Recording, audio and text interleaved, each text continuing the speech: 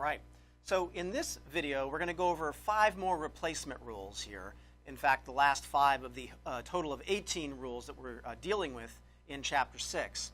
And so just be aware as we go into this that these replacement rules that we'll talk about today, I've written a couple of them up here, and we'll get into that in a second. But these function really just the same way as the first 5 replacement rules that we looked at in 6.3. So in other words, these rules work on parts.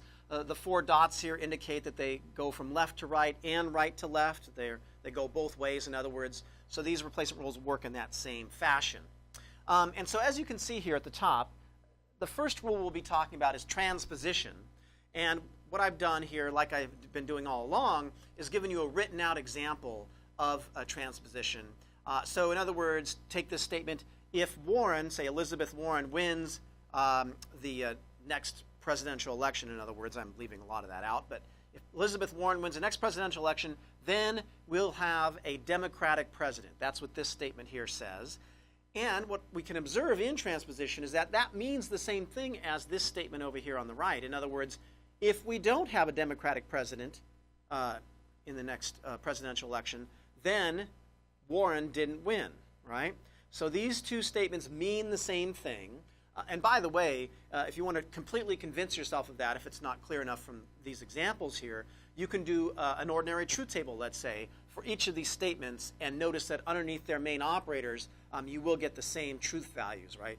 They'll be logically equivalent on that account. So that's transposition.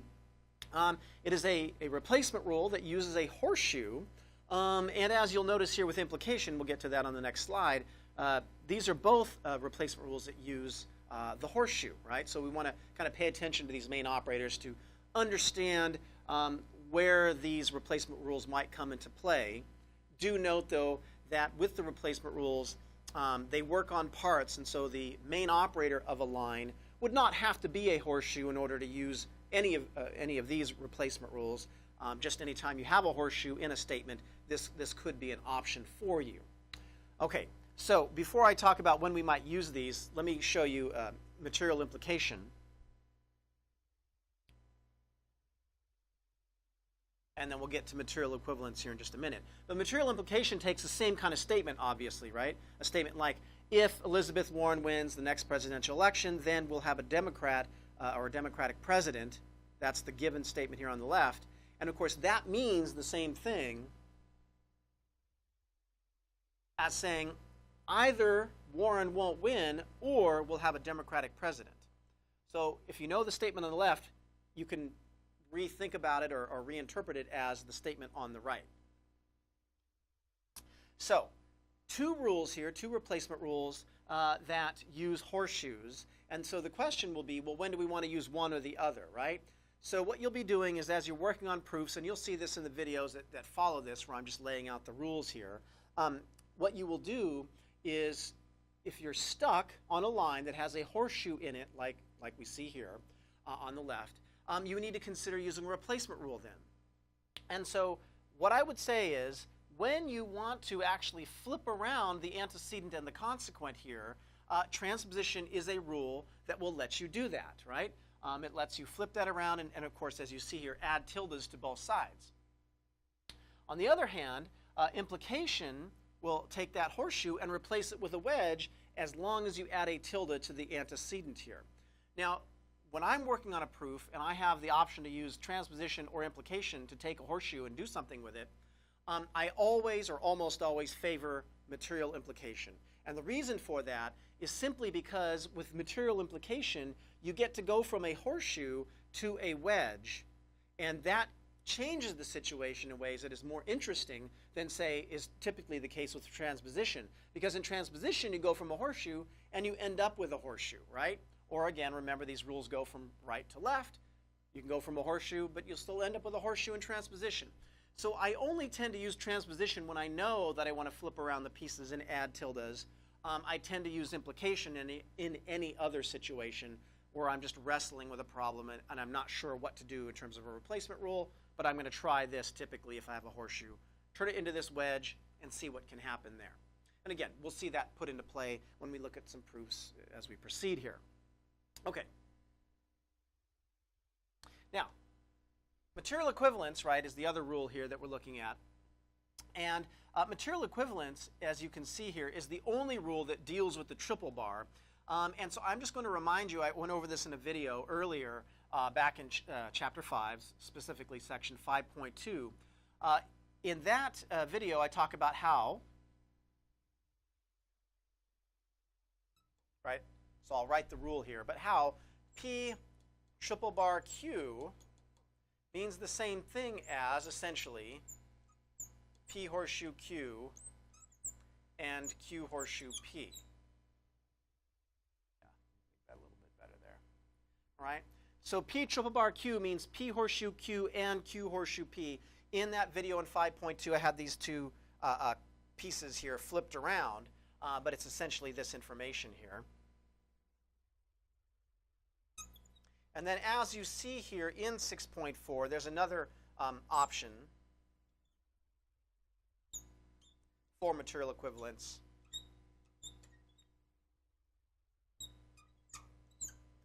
Which looks like this. Okay.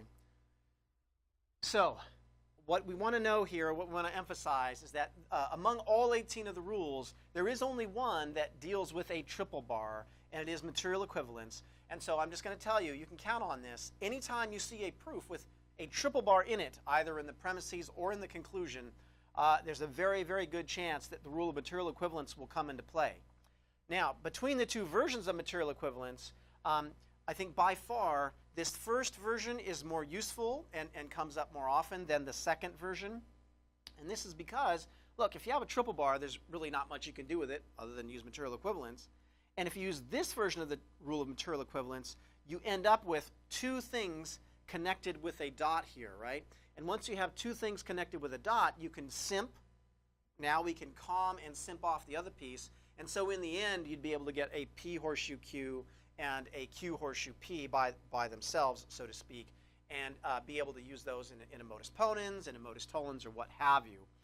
So if you see a triple bar in a proof, consider material equivalence, and more specifically, this first version tends to be more useful than the second version. All right. And you can see why it works out that way again in that video in 5.2. So exportation is the second to last rule here. And so we'll get to that. But exportation simply asks us to recognize that the statement here, if you're driving like a maniac and a state trooper sees you, then you'll get a ticket. Well, if you think about that, that means the same thing as if you're driving like a maniac, then if a state trooper sees you, then you'll get a ticket. Okay? So these are two logically equivalent statements. And so, as we can see here, exportation looks like this. To illustrate with the example we just saw. If you're driving, so if, here's the horseshoe, if you're driving like a maniac and a state trooper sees you, then you'll get a ticket. Means the same thing as if, here's a horseshoe, if you're driving like a maniac, then if a state trooper sees you, then you'll get a ticket. Two logically equivalent statements, they mean the same thing. So you can go from left to right or right to left. Now, given this very particular pattern of dots and horseshoes, or horseshoes here as we see, given that very particular pattern, this rule of exportation doesn't come up all that often. And I would also warn you here that exportation is one of the more difficult rules to remember, because there's a very particular pattern of dots and parentheses here on the left, and then the parentheses obviously shift to the right, and the dot turns into a horseshoe. But it's very particular. In other words, just to give you a quick example that doesn't work, right? If you had P dot Q horseshoe R, well, this is not a candidate for exportation, right? Simply because the parentheses are on the incorrect side. So it wouldn't work in this way. So you have to pay very close attention to the actual particulars of a given statement to know if exportation will fit it. But when you do see that you have something like this or like that, you should consider exportation as a possible maneuver or a possible thing to apply to a line here to turn it into something else. All right, we have one more that would be the rule of tautology.